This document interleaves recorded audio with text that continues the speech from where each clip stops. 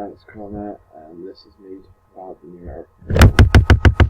What is the numerical model? The numerical model is a mechanical analysis of human movement in sport.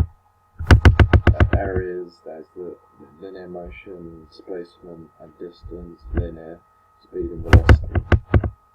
Linear motion can be linked to two categories. One is rectilinear motion. This is moving in a straight line and can be seen in a 100-meter sprint. The other is the curvilinear motion. This is movement in a curved line and can be seen in the 200-meter sprint in the bend.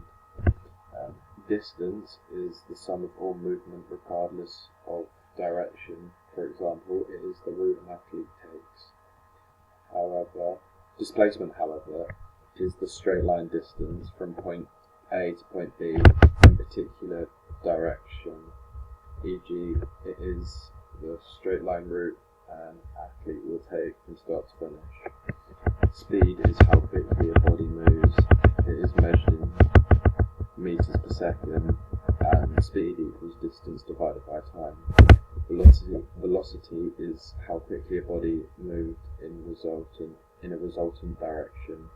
It is measured in meters per second, and velocity equals displacement divided by time. Your centre of mass is the amount of material an object is made of, and the centre of mass is a point that is balanced in all directions. For example, a vertical jump.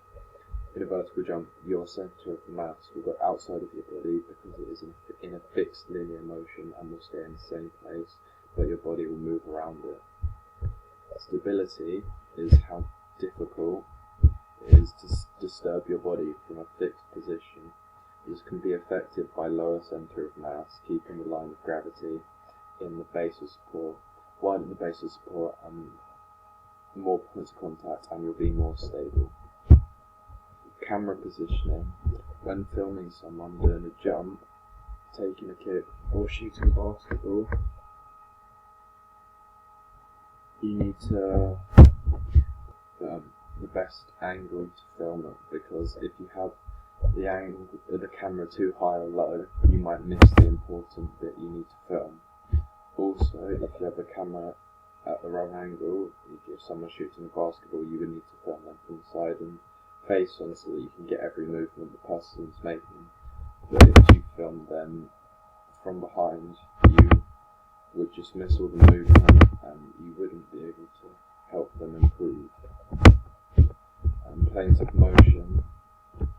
There are three different planes of motion. One is the sagittal plane. This plane passes through your body from front to back, so dividing it into left and right movements. In this plane, the up and down movements are flexion extension. The frontal plane divides the body into front and back movements.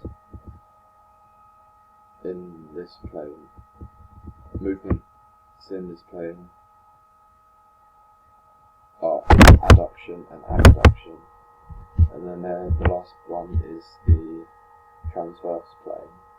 This plane divides the body into top and bottom movement.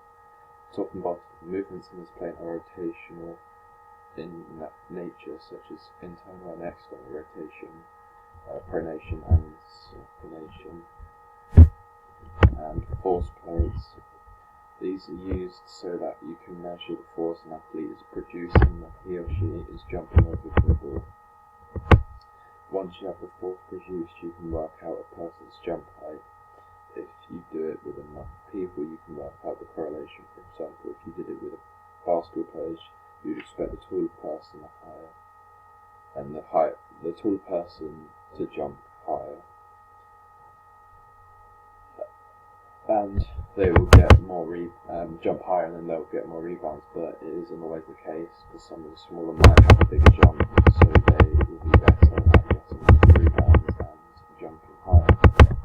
And these is Aaron's versus Charlie's jump height and propulsive impulse, and I will be comparing these in the 6